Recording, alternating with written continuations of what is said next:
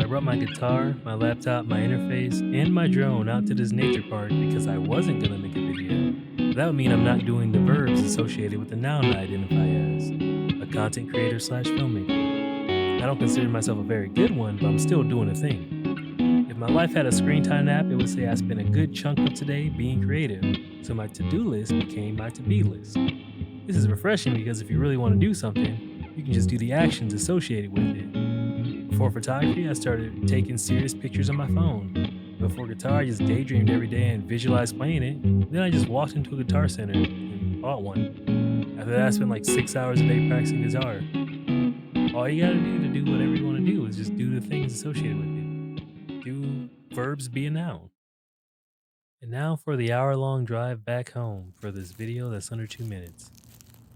Hopefully, at least you got something out of this.